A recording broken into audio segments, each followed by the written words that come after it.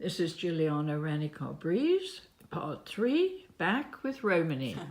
Romany, tell me about your, how would we say, your breakthrough? Yeah, breakthrough, bust up. With British Telecom, Yeah. of course. Tell Well, me it was with life what in general, happened. really. So there I am, 24 years old. I'm working really hard for British Telecom because I've replaced someone who died of a heart attack through stress. But not only that, because due to my experience in my youth of getting really thin and then putting on weight, I developed an eating disorder. So because Bulimia. Bulimia, which had got worse and worse from the age of 17 and now I'm 24. It got worse. And at the age of 24, it's probably the worst it had ever got. So this is my life. I get up early. I live in Islington. I get up early and I cycle from Islington down to Covent Garden to do an exercise class. I then go in to do weights. Then I go into my corporate job. After my corporate job, Which was in Covent Garden. I then cycle home, getting back about 7, and then I go to more training classes to learn juggling or stilt walking, and then I then go dancing salsa until 2 in the morning. The reason for all this is if I stayed home, I would just eat and then throw up because I was out of control with my food. So I had to fill every single moment with activity and exercise. But you were eating. Not much.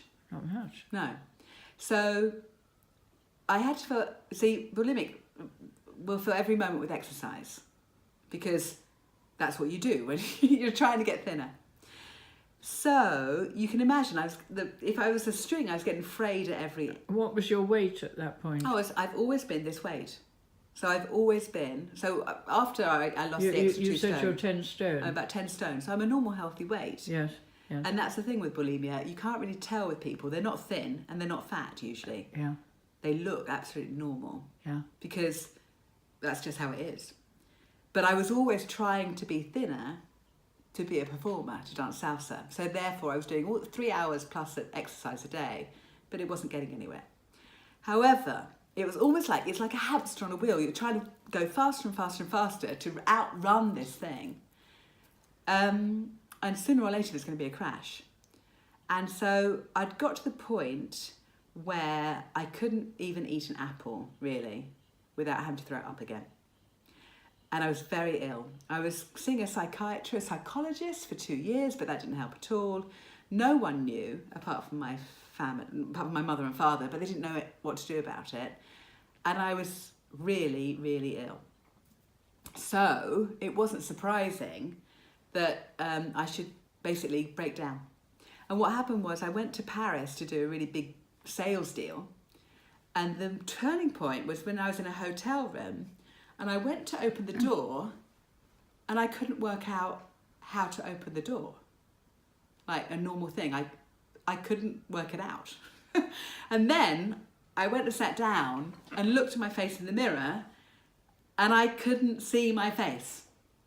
What do you mean you couldn't? Like I could see a reflection, but I couldn't recognise that it was me. Now, the only time I've ever had anything like that to show you the stress of it was on my wedding day when I was perfectly happy, but I hadn't organised anyone to help me. So when I looked in the mirror, I couldn't work out how to put on my makeup because I was so stressed. And luckily someone came in and helped me. But at the time with BT, I was so stressed and so ill that I couldn't work it out. And I thought to myself, hey, I'm breaking up here. So I was fine at my job. I did a sales presentation. I looked completely normal. But when I went back and I said, I'm going to need a couple of weeks holiday, and they went fine. And that was it. I never went back to BT. I went back to my parents, and the moment I stopped BT, it was like a big wave of anxiety came in, and I couldn't operate. I had like anxiety rushing up and down my arms. I couldn't think straight. I couldn't talk to anyone. It was, and I went to the doctors and they gave me drugs and beta blockers, but they didn't work. And then they put me on 3 times the amount of Prozac, which is what they give bulimics, to calm me down. And I just couldn't operate. Oh, you were a vegetable. Yeah. So I sat in my childhood room which was papered with fairies, you know, from my childhood. And I sat on my single bed and I thought, I am in a cage and I can't get out. I can see the door, but I can't move. And this was my absolute wonderful moment, the moment that completely changed my life, because I thought, and the reason I am here is because I knew all along what was best for me, which was to be a performer. And I have taken the advice of very well-meaning people all my life to get a good job and a corporate career and to follow that. Whereas I know what makes me happy, and that is to be a performer. And that takes courage. And that was it. And that gave me an anger and a fury and a passion, which I just thought, right, this is it. I'm not listening to anyone anymore. I know best. I'm going to be a performer no matter what it takes. So how'd you go about that? I think that's fantastic. You know, because what happened was, when people said to me, you're not earning any money, why don't you get a job in a bar, or why don't you do something else? Inside I was like, don't talk to me. It made me absolutely reliant on my own self. It was like, do not give me any advice. I've had it with advice. Advice got me to this point. Now I'm listening to my own advice. So it was fantastic. And that was at the age of 26. Right. And from that point on, I had to find my way. And I'm so grateful for that, because it could have Well, taken... we're all going to have to read the book, aren't we? Yes. Yeah. Yeah. What's the title of the book again? The book is called Spun into Gold, Yeah. The Secret Life of a Female Magician. And it is the secret life, and it's very honest. And it's very well written too. Thank you. And it's Spun into Gold is about alchemy, about how you take yourself and you spin off all your dross and all your crap, and you get to be your best self, which I feel I'm getting into. And I wrote it really honestly, because A, what's the point of a memoir if it's not honest? And B, the truth will set you free as well. But it's like, if we're all honest about ourselves, we're powerful. There's a real power in vulnerability and honesty.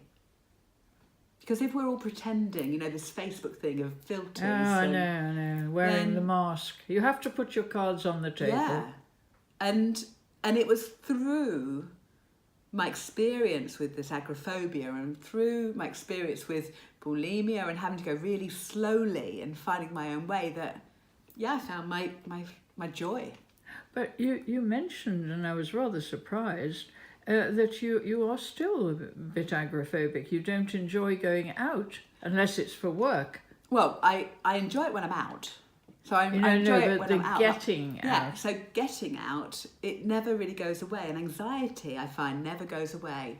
And I find it's often a biological thing that, for me, nutrition really works well. If I've been really good with nutrition, had the right amount of vegetables and minerals and that, then I'm much better. I can think clearly.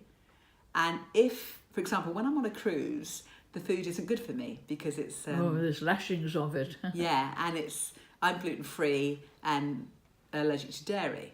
So if I don't eat the right food, so I'm not very well, and my brain starts to, go really slowly. Whereas if I have lots of fruit and vegetables and good stuff, then I'm in a much better place. So I rest and I really look after myself. Yeah. But I have to do that. Otherwise, anxiety just comes back and then it's a day on the sofa. Yeah. Yeah. Well, thank you very much. We'll continue at a later stage. Right. Thank you. Yeah.